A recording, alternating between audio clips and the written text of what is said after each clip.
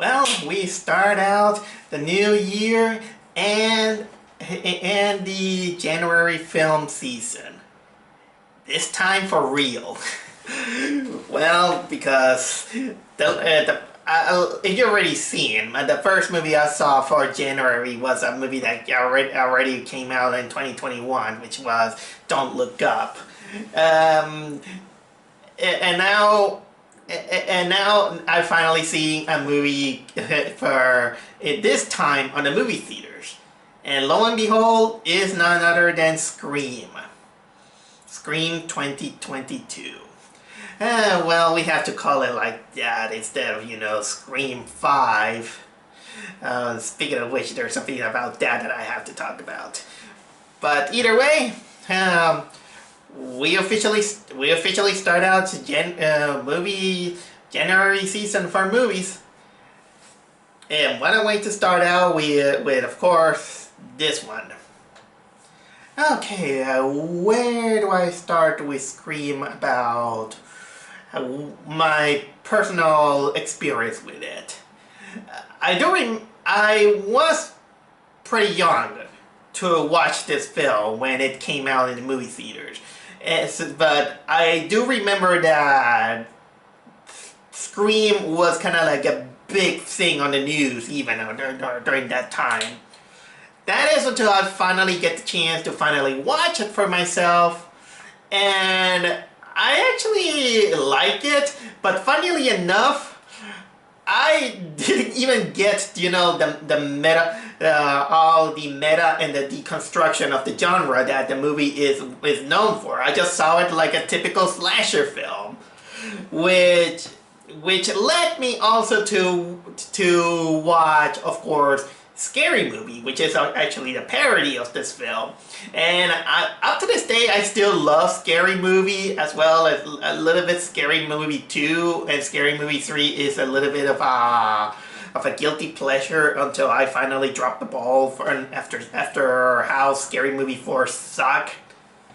But why did I watch more scary movie movies, for lack of a better term, how to tell them, instead of watching the whole Scream franchise?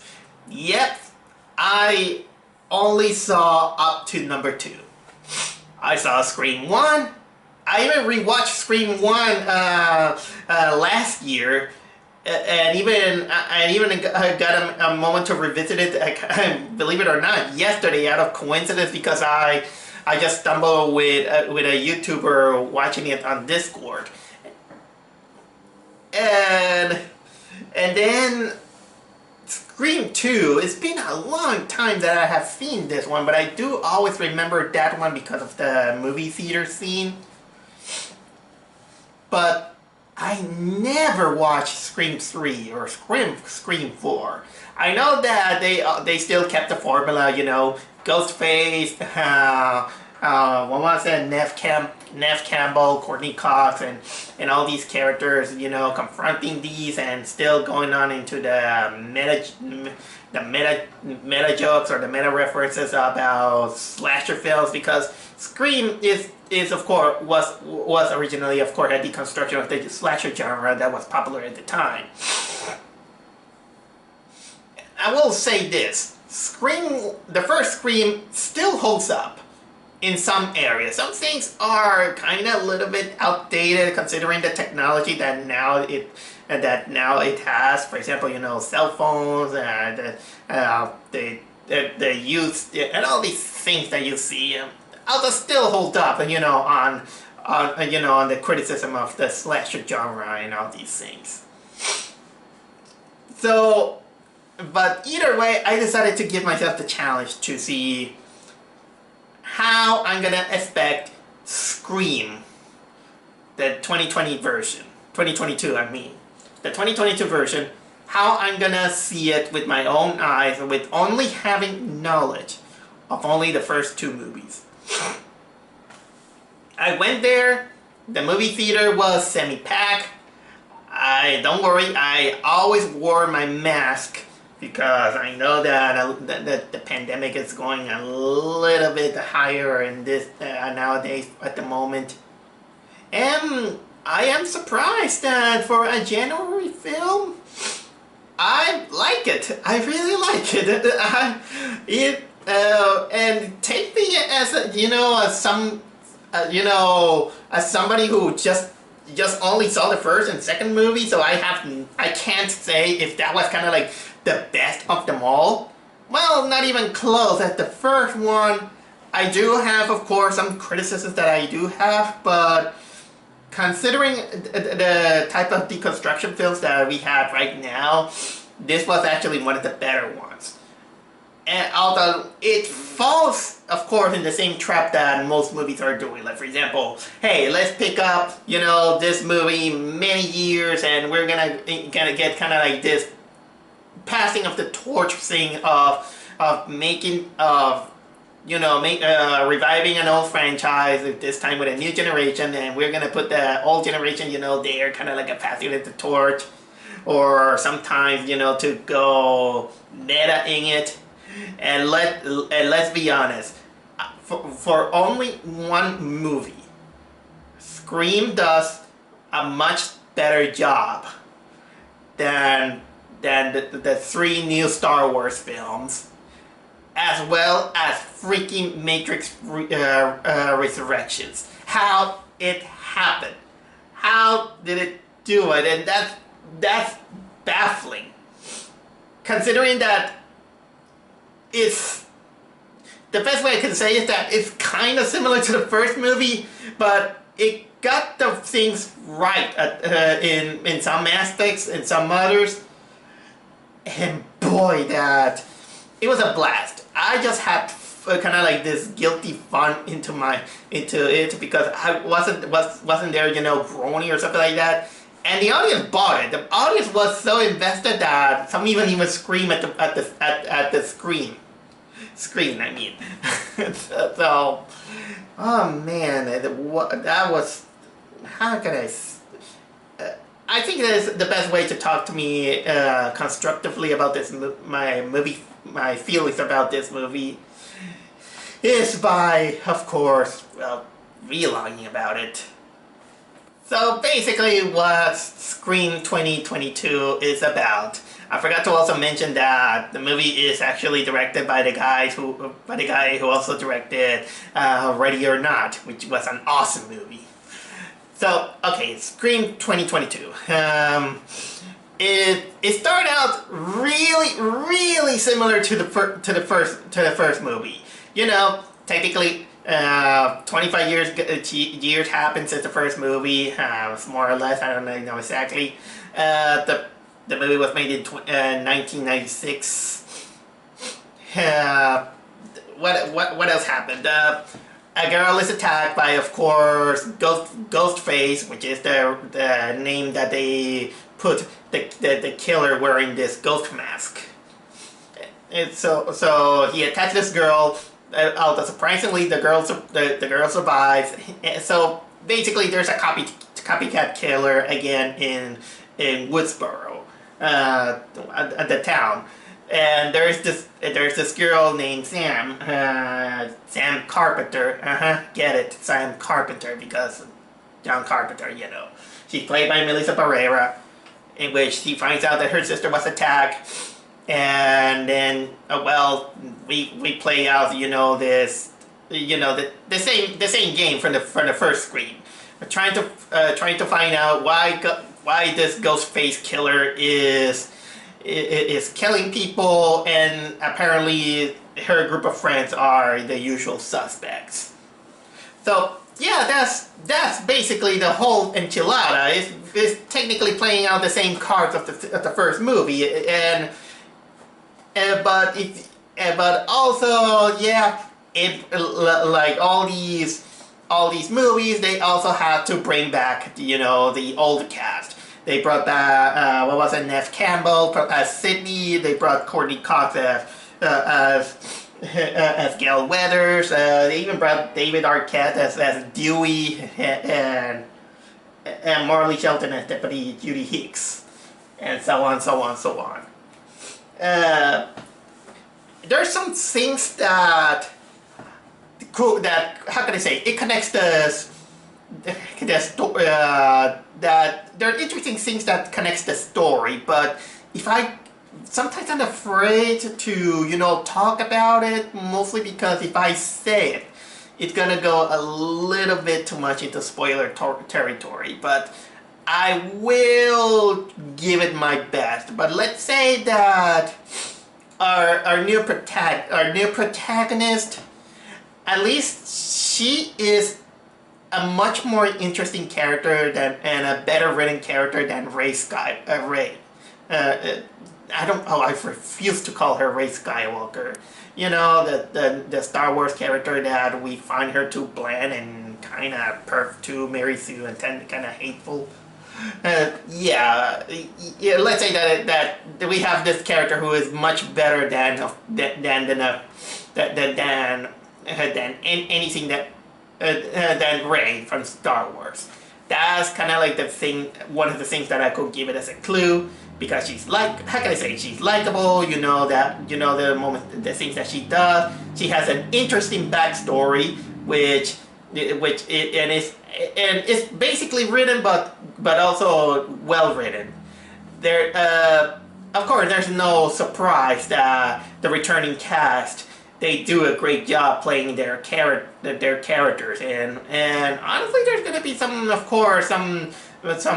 good and downer surprises between these characters. Although I feel that for a generation that it came out, it kind of felt earned, even though some people are gonna feel it like a gut to the punch. As for the new characters who, it just like the first movie, is gonna be kind of like, just they're gonna be victims of the new killer and all these things. But this is something of a curse of a slasher that I kind of didn't mind. I heard a lot of people, complaining, saying that how can you call themselves friends when you keep suspecting each other, pointing fingers and saying, hey, you know too much, that means you were the killer or something like that, or sometimes they do something like that. Well, this is why this is kind of like the same mentality that I did have with the Danganronpa games, in which how could you call yourself friends when you when you point each other fingers, or sometimes you. Although the biggest difference with the Danganronpa characters and the Scream character is that the Danganronpa characters, I'm annoyed that they call themselves friends when they barely met each other. Okay, but this is kind of like a big can of worms that I'm not gonna get into it.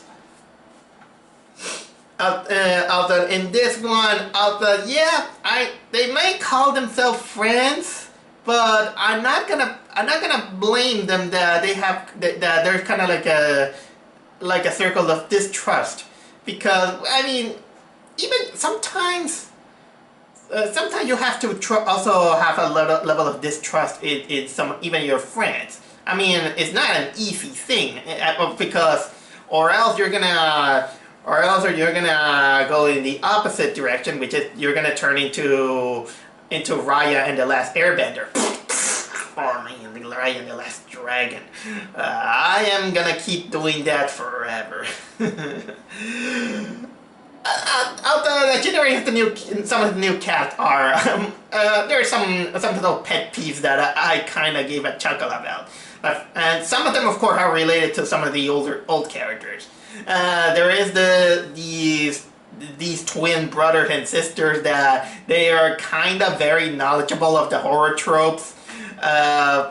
There's some of those emo chicks that I kind of dig. There's the boyfriend who is kind of like supportive or something like that. And yeah, there's also the the main character sister who, for a first victim, it's not every day that usually the first victim survives the kind of like the first attack. And I thought they were gonna do something about her, but that I think I'm gonna leave it a little bit when I get to the spoiler section. I like the cinematography that this movie gave. The camera movement wasn't shaky, wasn't all these annoyances that you use on movie making. So it was an easy movie to follow. although there were a few moments in which there were kind of like a little bit of the black coats and dark moments feels a little bit, how can I say that, you can properly see. And there was some, of course, a little bit of a almost in the third act there was a little bit of a confusing moment, but maybe it's just me that I got distracted or something like that. But either way, I like that I like how they did it. There's a few CGI things that could have been kind of like a great nitpick, but I'm glad that they don't overuse it. They only use it, you know, on some moments. Some things, for example, there are a few moments in which it has to do with the main protagonist that you can clearly see that it is kind of like CGI. And that one, for the sake of the purpose, it was done well. It was kind of like forgiving in one way or another. Not exact. There are a few moments that it did try some fancy camera tricks here and there. And this also goes into combination of this some of the story elements, because I am just like the first movie. This movie is really self-aware of the tropes and the elements of the slasher genre, or in this case, kind of like the horror genre and directed to slashers. Man, that this one it does tackle, you know, all these revival films that they're trying to do. Sorry. Oh my god, I'm sorry if you see me a little bit going a little bit like this or that. For some reason, it feels ticklish. My nose is getting ticklish. Yeah, sorry. One side is a little bit ticklish. I don't know why. But anyway, yeah, this movie is very. The movie's biggest tackle is mostly on the new genre of films, that is basically reboots and slash sequels. They even kind of like, they wanted to put a new word on the dictionary. They wanted to call it requel. In which say that, yeah, it's basically a sequel to reboot the series, but it's not exactly like that. It's just kind of like a new generation, and there's kind of like these legacy characters that are coming to, you know, pass out the torch in order to reboot the series, so it's kind of like a requel. Something like that, and the movie is really self-aware about this one. Even the kind of like the legacy character, for the lack of term that they have, they're really kind of like self-aware and giving you kind of like hints of who the killer is, which in which the movie is pretty. If you've seen the other movies and you're aware of you know, all the elements as well as the first or even the second movie, it becomes pretty obvious who is the killer, and or in the case of the first movie, in which at this point many people have seen it, there's two killers instead of one. They give you kind of like the effect, all the clues to know who or what it is, and sometimes, of course, that if you notice, the movie sometimes, even though it has kind of like the obvious things to tell you who it is, it kind of gives you some curveballs and some fake outs to make you a little bit, you know, reconsider it. I was like that, maybe because I'm dumb or something like that, but I was just watching it and I was kind of like, you know what, this guy is super suspicious. This guy is super suspicious. But then it gave me kind of like a clue, and I'm like, huh, maybe that guy it is. Then something like that. No. Maybe it's these guys. Maybe he knows too much. No. So if you were a little bit too much into this film, you're gonna fall into some of the fake outs that this movie has. Although there are some, of course, some fake outs even on the killings on the killings and the suspense. Yeah, you got the typical jump scares that are annoying, and although they're not as bad as it is because I thankfully the movie is kind of self-aware about these things. That, for example, there is kind of like this clever moment in which it knows that it kind of knows and plays with your expectation and your expectations that you open a door and then when you close it, a monster or a killer is gonna be behind the door. But no, this one take a kind of like a clever twist in it, which you're gonna have to see it and experience it for yourself. Maybe I kind of ruined it a little bit, but sometimes when you watch a lot of these movies, you kind of got used to these expectations, which this is why I'm not exactly very harsh when I see a cliche, because, well, sometimes a new generation knows it, doesn't know it. Old generation, they not just know it more because of the experience, so I can't be very, very, very harsh on it.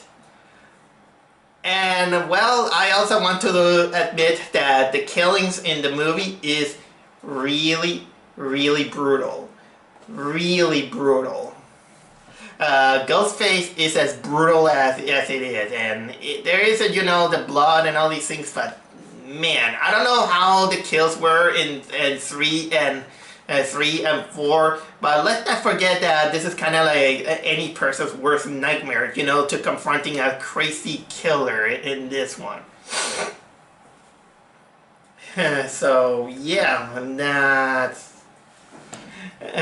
technically what I have to say about this. But you know what? I think that this is a perfect time for me to go with to the spoiler section. Oh, and before I go, I also forget one thing, that the revelation of the killers, I got a little bit of a mixed opinion about this. It's good. I get what they were doing, but honestly, this is kind of like the moment in which, yeah, I know that you're going beat on the first Scream movie, which kind of makes it kind of like you're just rehashing an old film and all these things. Although, I kind of begin to, now that I think of it, I do appreciate that it was kind of intentional and for a purpose, instead of, trying to do kind of like a lame rehash, like, or kind of like self-loathing, like the Matrix Resurrections, or just being a cash-in like Ghostbusters Jr. Or sometimes, going through a new generation but screwing up a lot of things like the Star Wars new sequels. But either way, I think it is time for the spoiler section. So anyway, I think that I said enough to try not to be spoilerish into my deconstruction about Scream. So right now it is time for the usual spooky spoilers. So here goes. So yeah, the movie, like I said, the movie story kind of like beat for beat some of the good aspects of the first Scream movie, and it is revealed that our new protagonist, what was it, Sam Carpenter, she is actually the daughter of the one of the killers of the first movie, what was it, Billy Matthews, I think it was called, just Billy. I'll call it Billy. So and she has kind of like this internal personal demon in which after I think she was kind of like 12 or 15 years that she found out that she was basically the daughter of the killer, this infamous killer that it even inspired, the Stab movies, which is basically the Scream movies, the Scream, but they just call it the Stab to make it kind of like an inverse movie, in-universe movie. It's so she didn't want it to live up with the shadows of that one, so she just moved up. She just moved away. She abandoned even her sister and all these things, and they have a little bit of kind of like this close but also kind of like distant relationship that they do have. And she even kind of like eating antipsychotics because she feels that since she's the daughter of a serial killer, she's might gonna live up kind of like in the shadows of her father. She even kind of sees her father, as a kind of like a shadowy presence onto her, which honestly, they actually did a better job than Emperor Palpatine. Emperor Palpatine being the grandfather of Rey. This is why I think in my head I was putting a lot more, the Star Wars sequel comparisons, and this one they did it a lot better, especially because the character is, well, it feels like, as basic as it is, it feels more interesting because it's not exactly kind of like a character who is shrouded in mystery that then they just leave it up until this and they're like, oh no, I'm related to evil or something like that. But no, in this case, we got a character who is aware that she's related to a killer. And now she has to live, with the consequences of association.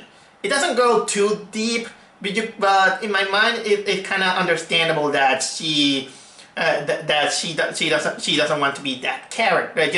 She's kind of afraid that she might turn into her father. And well, we also have the rest of the character, the legacy characters that are just there. They move on with their lives, but then when the whole thing happened, they just kind of returns because they kind of knows how it feels, and they don't want other people to suffer the same things that they've been going through. And yeah, this is honestly some of the best, some of the things that I did quite understand. And yeah, the movie just giving out these clues or sometimes fake outs of how things are going on, including Dewey is like, he gives out sometimes some of the most important rules of surviving scary movie. Like, for example, you don't have to trust anyone, not even your lover. And he's like, who's he? That Sam had kind of like the lover, and he's like, I'm her boyfriend and everything. You better watch out for him because you can't trust him. How long had you met this guy? Just 6 months.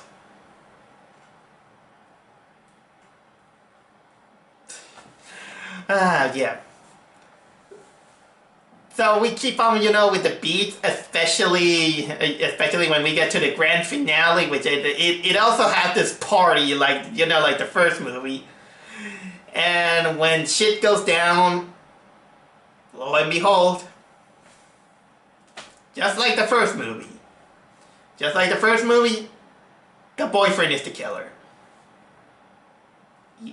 And in ways, I kind of knew it, but sometimes it gave me these, how can I say, these curveballs that make me rethink. And I was like, I knew it, but I shouldn't have known at the beginning. And his accomplice is of course the girlfriend, and it was the girlfriend who was kind of like being threatened to be attacked during the first kill. And although their motivation is a little bit what I have a little bit of a mixed feelings, because I get it what they were trying to do. What are their motivations? They were uber fans of the stab. They were just really crazy fans of the stab, that they are disappointed that they're really disappointed that the new Stabs movies are getting, how can I say, they're getting shittier and shittier and shittier because they say that they don't respect the source material or something like that. Take for example, you know, even the title of this movie, Scream. And they even made a jab out of it because they were gonna, at this point, they're gonna make kind of like a Stab 8. I don't know how the hell they made a Stab 8 when not even Scream had Scream 5. And instead of calling it Stab 8, they call it just Stab. The Stab. And the guy is like, oh my god, it's just Stab 8. Why did they call it like that? So, yeah. But honestly, some of their criticism to their meta and their Hollywood stuff, I get it. I get their frustration. Although, don't get me wrong, that doesn't mean that it's justified what they're doing, because what they're doing is total whack job. But honestly, it's in my eyes, I was just thinking. Nowadays, it's always the fans who are technically the villains. It's always the fans. I mean, I've been seeing a lot now that there's kind of like this battle between fans and Hollywood. And man, that it's a little bit kind of like tiring and a little bit ungrateful of Hollywood to see that, you know, the fandom is being they're just being crazy people and having this kind of like this, how could I say, this unrequited love from something that they like or something like that. And you know what, that part I get it. And again, I mean, there's a fine line between, you know, love and hate between these things. And man, that it felt a little bit tiring. And don't get me wrong in one thing. I'm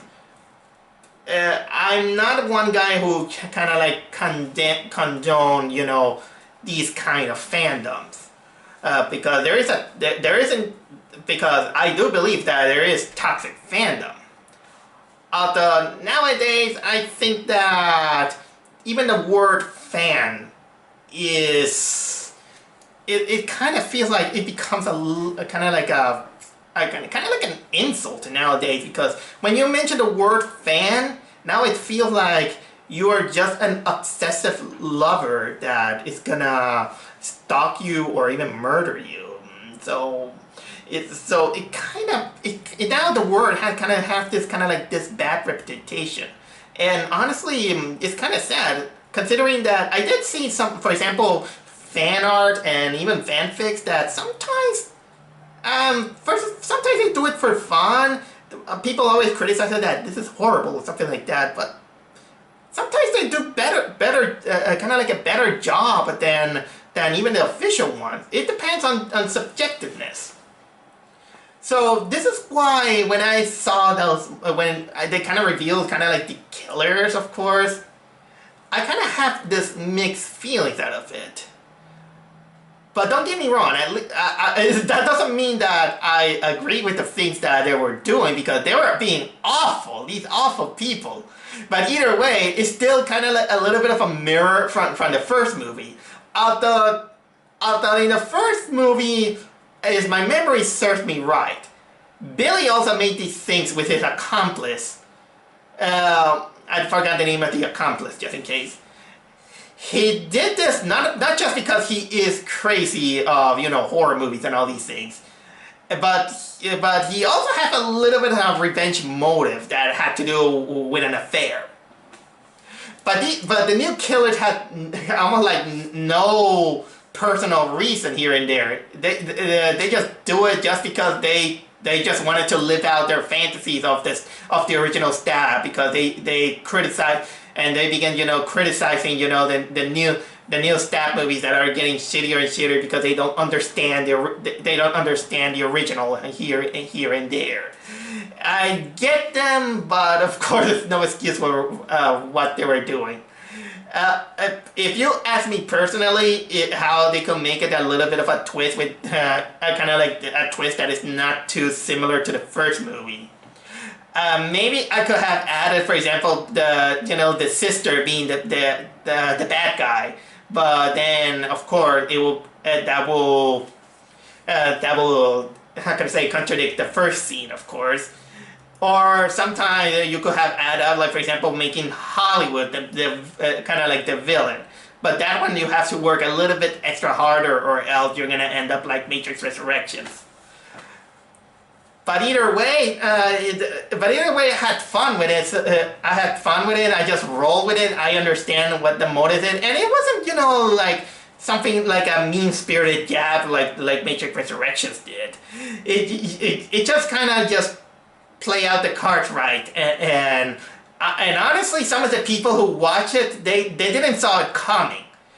Some of the people were like, no, or something like that, and I was like, in a way, but in my head, it was like, you know what? I kind of knew it. But because of those curveballs that they gave me, man, you got me, movie. You got me. And finally, of course, the movie ends up with even giving kind of like saying that this movie is in memory of Wes. Wes Craven, the original director of the first movie. And honestly, this dedication, actually, it felt more deserving than what they did to Harold Ramis in Ghostbusters Jr. Because at least in Ghostbusters Jr., they didn't technically just show his image as a ghost or something like that, just for nostalgia's sake. Again, this is opening a can of worms in which it's about, showing dead people, making them CGI or something like that. But again, this is kind of like an ethical discussion that I'm not gonna go into this. So I think I did all the best I could with my spoiler section. So with this spoiler section is up. So overall, I did enjoy Scream 5. If we wanna make it too literal, Scream 5. It is a movie that it kind of makes the sins of Matrix Resurrection, the new Star Wars sequels, as well as a little bit of what was it, Ghostbusters Jr. It commits some of the things that you shouldn't have done, but surprisingly enough, they pick up the good elements that they could revisit it. Add some few stuff that it's become decently acceptable, and it become watchable. It was a watchable film that I did enjoy it, just as a kind of like this slasher movie that it just meta. It is self-aware, but without being very mean-spirited to either fans or the own industry of movie making. There's some moments that you might kind of like roll your eyes out. Some people can find that this is a practice that it kind of gets obnoxious. But you know what? We get it. We kind of get it. And in the meantime, of course, if you saw the first Saw, I highly recommend this movie if you have kind of even a soft spot for it. Like for example, me. I want to tell you this. You know why I will have a soft spot for Scream? Because here's a great anecdote that I just want to talk to you. And it happened to my mother. Don't worry, it's not bad. It's actually really funny. My mother had insomnia one of these nights. And so she turned on the TV, and my mother is not a fan of horror movies. She actually despises them. But while she was browsing on the TV, kind of like in midnight or something like that, she begins to see this interesting movie, and it has a kind of like this clever dialogue, and she was like, hook up, and I was like, wow, this is kind of clever, something like that. And then the kill happened. One of the kills happened with the ghost face mask killer and all these things, and my mom just got shocked and turned off the TV. And since it was kind of like in the middle of the night, she couldn't sleep even worse. she couldn't sleep so much that when I woke up, I saw her and like, Mom, what's wrong? And she tells me the story. And up to this date, as a playful tease, I always tell my mom, hey mom, let's go watch a horror movie. No! Oh my god, and I gotta thank Scream for this. So it kind of became kind of like the small tease that I give my mother to it. I don't do it every time, don't worry about it. Sometimes teasing can get a little bit obsessive. But either way, that was kind of like the start of this playful teasing that I have to thank Scream for it. But as for Scream 5, I think I said enough. Yeah, for me, it was one of the good starts for a January film. So I think I'm having some hope for.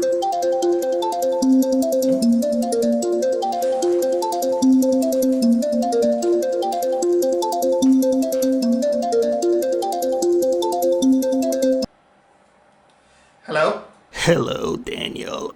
What's your favorite scary movie?